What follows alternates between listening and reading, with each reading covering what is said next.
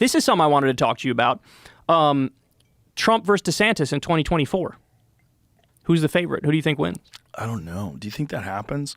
It seems like they're positioning that, right? Let's see. But wouldn't the ultimate be they combine?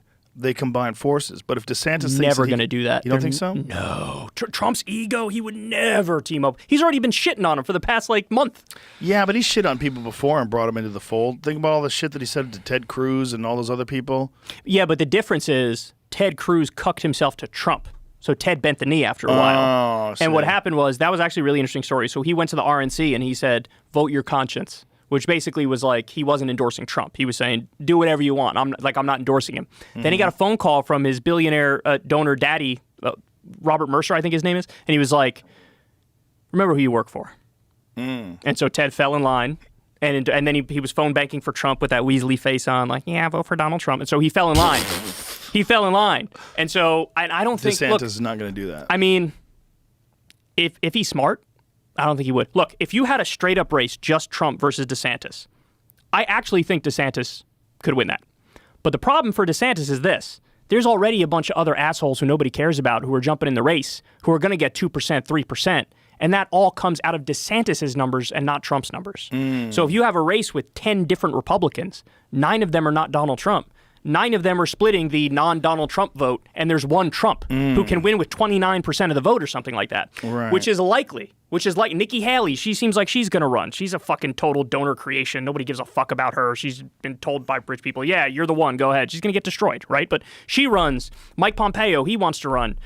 John Bolton, like all these people are going to run. And then if you have all of them and DeSantis and Trump, you're handing it over to Trump. There are other Republicans who need to get in a room behind closed doors, talk it out, and say, look, we all have egos here, but we got to put it aside. And they should dole stuff out. DeSantis could say, all right, who wants to be Secretary of State? Who wants to be Vice President? Let's make a deal so I'm the only one running against him, because that's the only way they're going to take him down. Do you think that's how it goes? I don't, because they don't have that level of organization. They don't, and you have a whole bunch of giant egos. So I think what's likely is they all run, and Trump wins with like 30% of the vote. Because, it's first past the post voting. If he gets 30% and the closest to him is 21% or whatever the fuck, Trump wins. And it's in the primary, so it's all registered Republicans. Correct.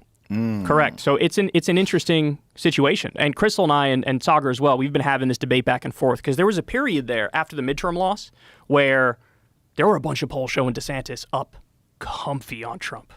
It was like DeSantis by double digits, right? And we were having the debate where I was like, no, I think DeSantis is the favorite. He is the favorite. But now, just recently, new 3 or 4 polls came out. Trump's back up double digits.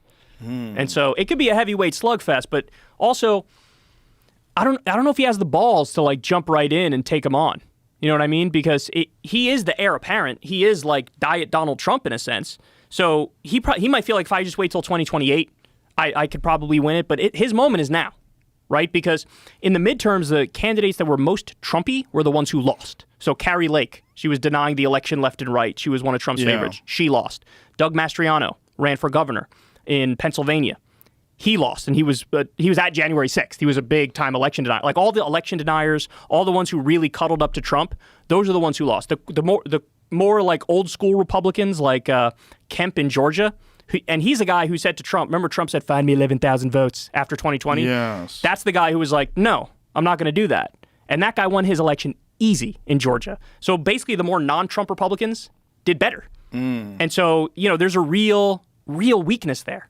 And he was siloed off on Truth Social for a while. He wasn't like, he sort of lost his normie touch a little bit. You know what I mean? He was getting too wacky. And so DeSantis was the heir apparent, but now things are changing. Do you think that Trump comes back to all those social media platforms? Like, what is his, I read something about his deal with Truth Social, that it might be up soon. Oh, if that's true, that's interesting. I did read that he's planning on coming back to both Facebook and Twitter. I did read that. But to your point, yeah, my understanding was he had a deal with Truth Social. The whole value of the company is tied to Trump being on it. Exactly. And so if he pulls out of that, he's pissing off a lot of people who invested a lot of money in that company, which, he's done shit like that in the past, so I don't see why he wouldn't do it now. But look, he kind of needs it. He needs to be back on Twitter. He needs to be back on Facebook.